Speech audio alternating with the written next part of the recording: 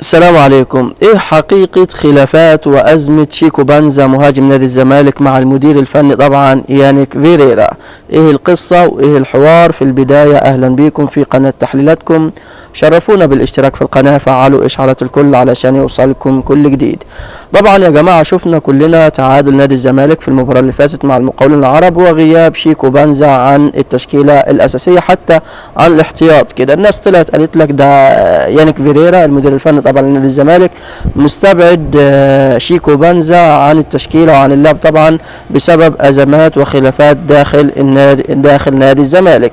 لكن طلع الكابتن احمد حسن نجم نادي الاهلي والزمالك السابق طبعا على صفحته الشخصية وقال لك لا توجد خلافات بين شيكو بانزا ويانيك فيريرا المدير الفني للزمالك، والاستبعاد بتاع مباراة المقاولون العرب ما هو الا استبعاد للاصابة، يعني بداعي الاصابة اللاعب مصاب. الجدير بالذكر يا جماعة ان مباراة الزمالك اللي انتهت بالتعادل مع المقاولون العرب قبل بداية المباراة المدير الفني يانيك فيريرا تعرض لوعكة صحية ولكن ما كانتش مأثرة عليه، يعني خلته حضر المباراة عادي، ولكن بعد انتهاء المباراة تفاقمت الأزمة الصحية مما استدعى طبعا إلى نقله إلى مستشفى الدفاع الجوي، وما زالت طبعا الحالة مستقرة لحد الآن ولكن هو في أزمة صحية. ده بالنسبة طبعا ليانيك فيريرا مع شيكو بانزا، يعني ما فيش مشاكل يا جماعة.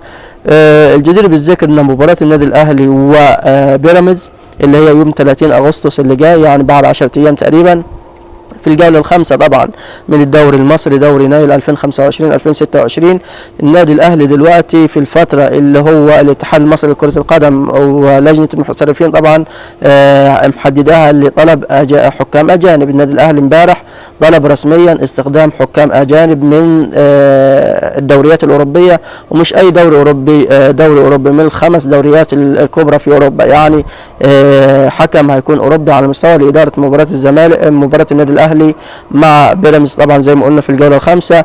كلنا شفنا المنافسة السنة اللي فاتت بين الأهلي وبيراميدز لحد الجولة الأخيرة، والأهلي استطاع أن هو يحسم اللقب 45 في آخر مباراة. طبعا الاتحاد كرة القدم رد على النادي الأهلي، تمام هيدور دلوقتي على حكم ولكن لسه ما كشفوش عن الحكم اللي هيدير مباراة الأهلي. في خبر برضو معرفش هو لطيف ولا غير لطيف، اللي هو طبعا حسام عاشور يطلب وعاوز يقنع الكابتن محمود الخطيب من الرجوع والعودة للنادي الأهلي في الجهاز الفني طبعا كتدريب. هو دلوقتي خد البطاقة الدولية للتدريب، يعني كان حاضر على كورسات ودورات ومش عارف ايه، دلوقتي خد البطاقة الدولية اللي تؤهله ان هو طبعا يبقى مدرب. يعني هو طبعا مش هيبقى مدرب على طول مثلا في النادي الأهلي، ولكن عاوز يقنع الكابتن محمود الخطيب ان هو يرجع طبعا للنادي الأهلي من بوابة يعني المدربين المساعدين مثلا قطاع ناشئين مش عارف ايه. المهم عاوز يرجع للنادي الاهلي ومستني يقنع الكابتن محمود الخطيب. وجهة نظركم هيقنعه ولا ما اعتقدش؟ انا عن نفسي الاهلي يستحق حسام عاشور ان هو يرجع للنادي الاهلي بغض النظر طبعا عن المشكله والطريقه اللي هو طلع بيها من النادي الاهلي، ولكن ده الكابتن التاريخي للنادي الاهلي يا جماعه، ده البطولات اللي واخدها مش عارف 200,000 بطوله يا جماعه، فيستحق ان هو يرجع، خاصه ان ما غلطش في النادي الاهلي ولا مثلا عمل ازمات زي رمضان صبحي او زي محمد مثلا زي مثلا عصام الحضري، لا ده يختلف عنهم شويه، فندوه فرصه ويرجع يا عمي للنادي الاهلي. كفايه ان هو الكابتن التاريخي للنادي الاهلي.